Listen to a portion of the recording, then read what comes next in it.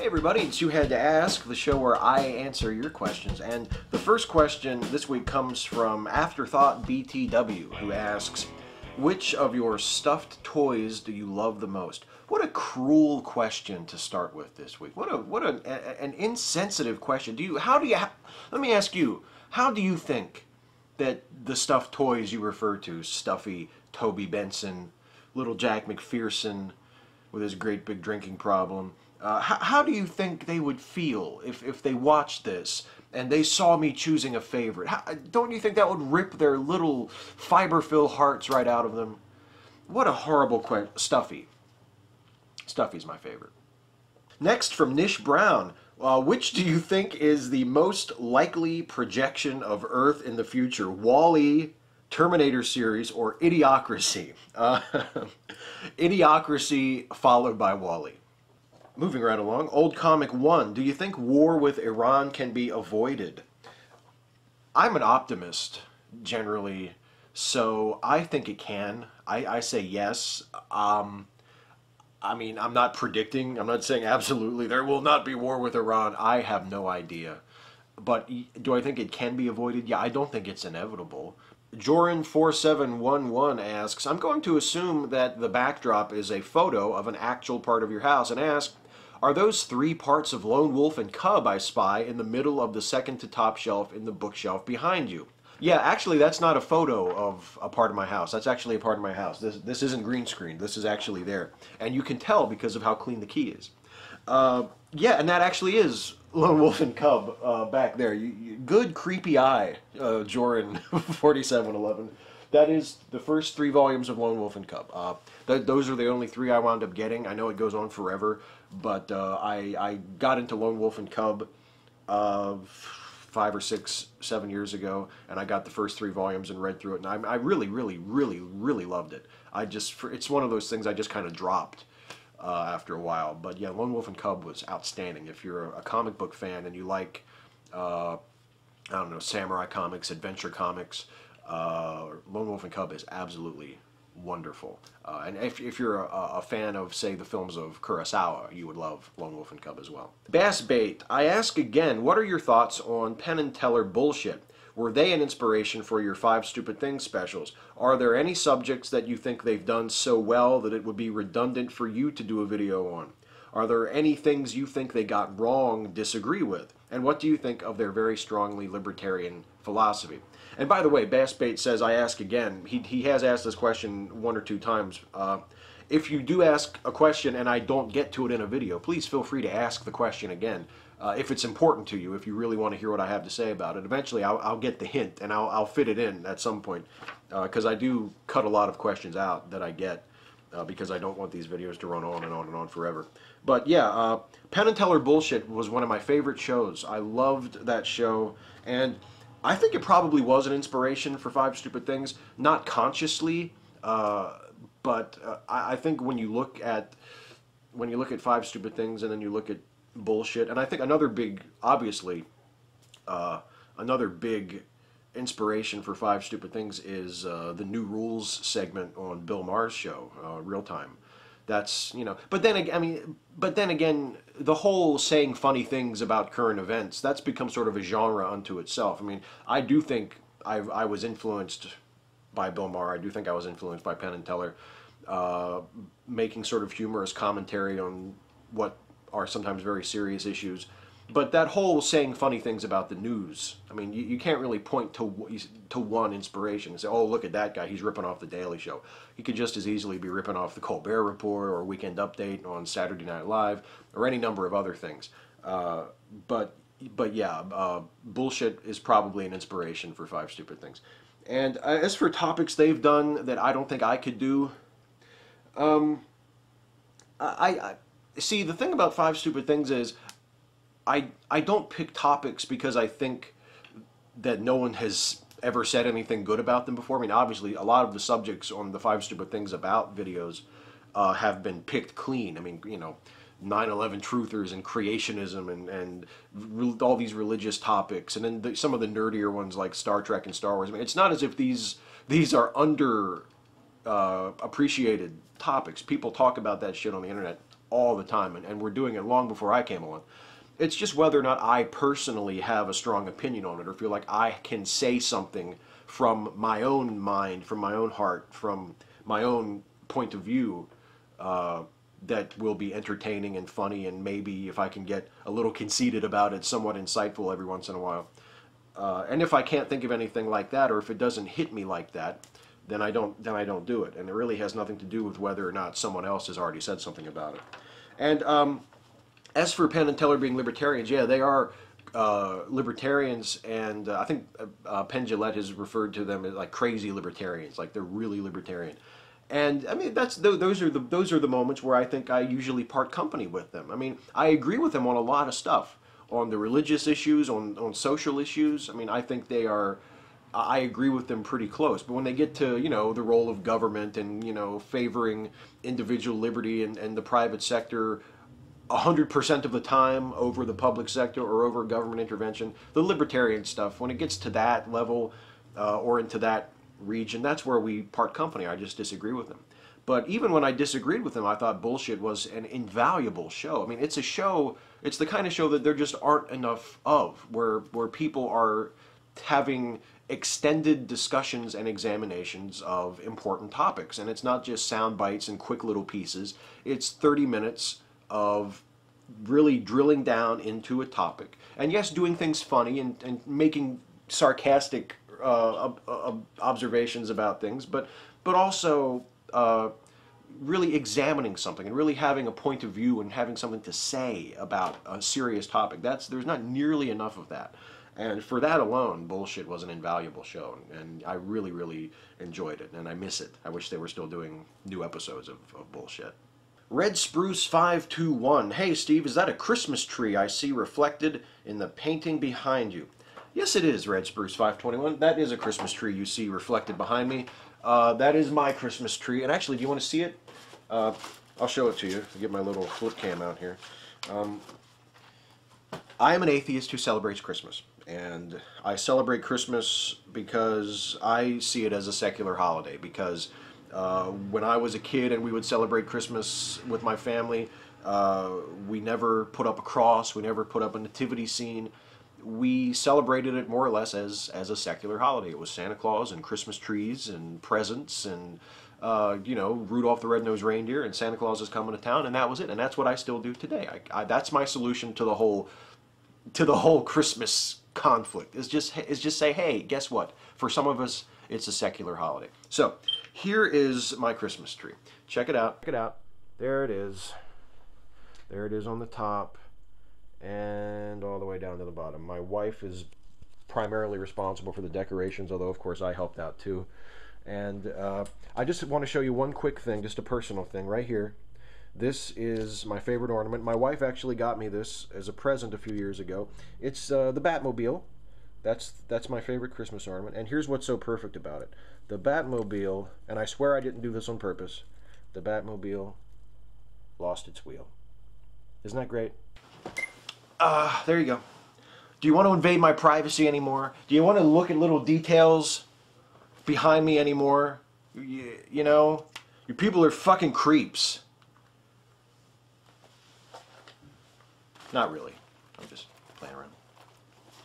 Next, the Felpigon asks, what kind of book are you going to write? Can I pre-order my autographed first edition now?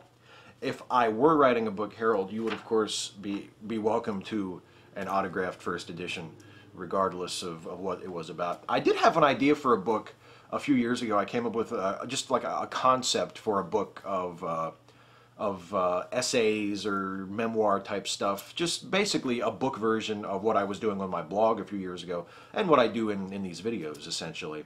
And the title would have been Here Lies a Reverent Man and 10 Other Things I Don't Want to Have on My Tombstone. That would be sort of the unifying device of things that you see on people's tombstones that I would not want to have on my tombstone. I don't know. I don't know if I could get very many things out of it. I don't know if I could work that as a concept.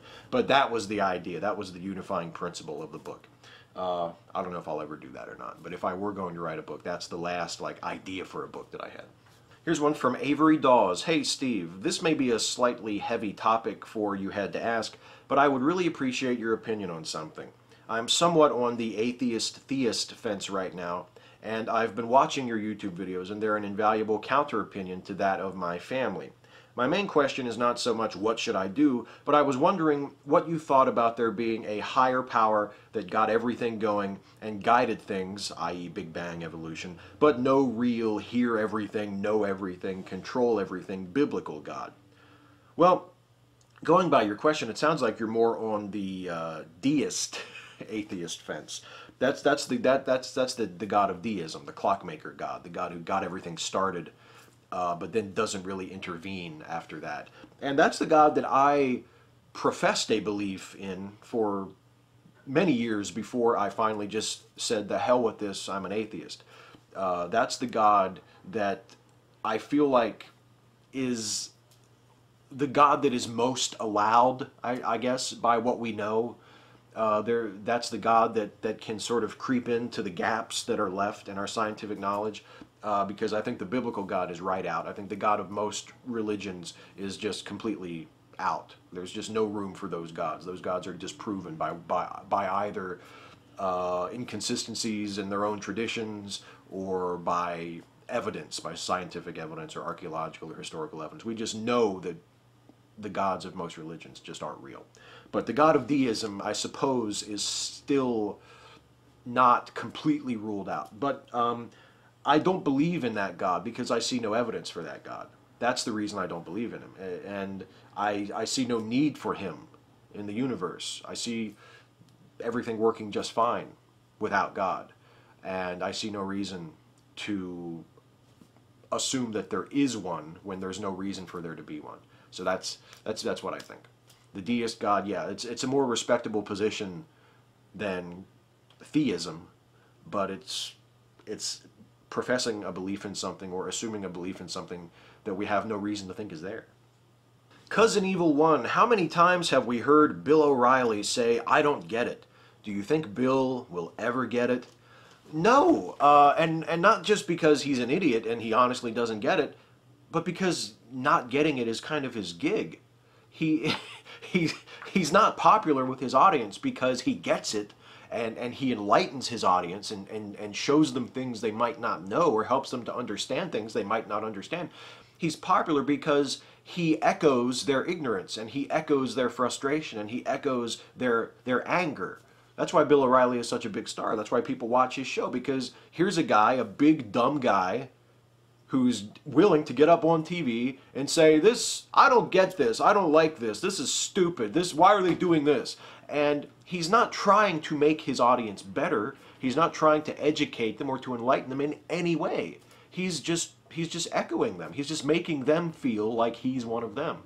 And that's been very successful for him, and he's not going to stop flogging that act until he retires or he's dead.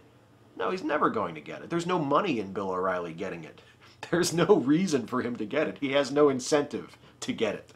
Traveler246, do you think critical analysis should be taught to children in schools? Yes.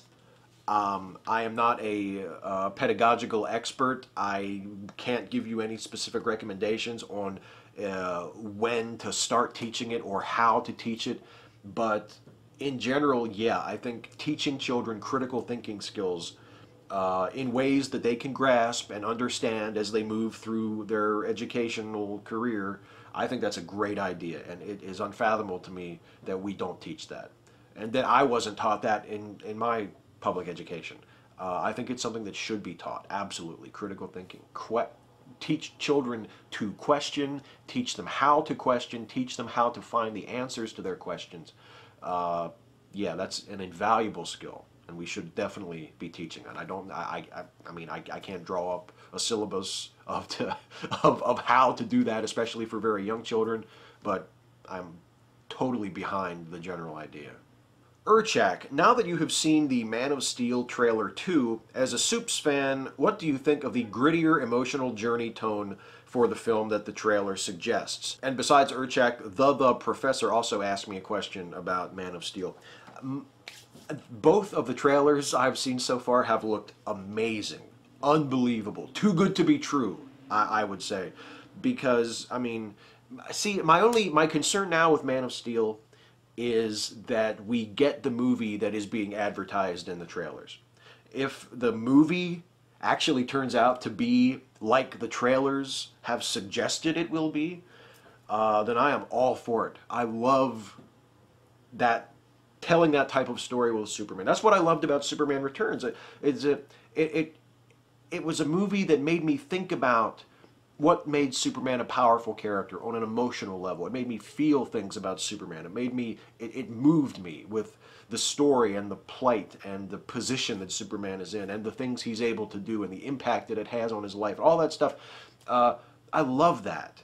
And if that is going to be part of Man of Steel, then I can't wait to see the movie. My fear is that we are being sold a bait and switch, that we will be seeing these gorgeous, evocative, semi sort of tragic seeming trailers for Man of Steel right up until it's released in the summer, and then it'll be 2 hours of smashy smash CGI Zack Snyder stuff.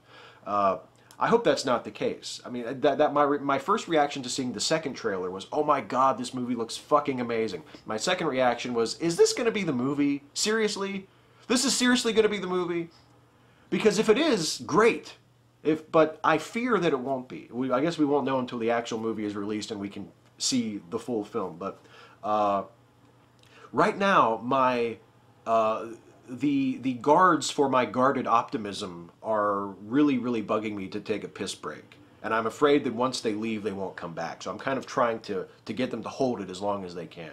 Because once they leave to go pee, I'm afraid they'll just leave. And then my optimism will be completely unguarded. But we'll see. It looks like a great movie so far. That was the final question this week. Let's do a shout out before we wrap up. And the shout out this week goes to Atheist Coffee. Atheist Coffee is a former Christian and a former creationist, and he does a series of videos that is ongoing on his channel that is really excellent, called Why I Am No Longer a Creationist. And if you haven't been watching his stuff or you're not familiar with him, go over to his channel and check him out because he really deserves a look. Atheist Coffee. He's done some really, really interesting, really excellent work. Well, that's it for this week. I will be back next week to do this yet again. And, of course, in order for me to do that, you have to ask. You have to ask me the questions so I can answer them. And you've been really great about that. I love the questions. I have had more than I can use every single time that I have done this so far, and that is awesome. So anything you want to hear me talk about, any question you have, personal question, opinions about entertainment, opinions about politics, world events, recipes. I keep saying recipes. I don't really know that many recipes, but it's just something that comes up when I'm telling you what to ask about. Ask me anything. Ask me anything about anything, and I will try my best to answer. And I will see you for that next week. Have a good week.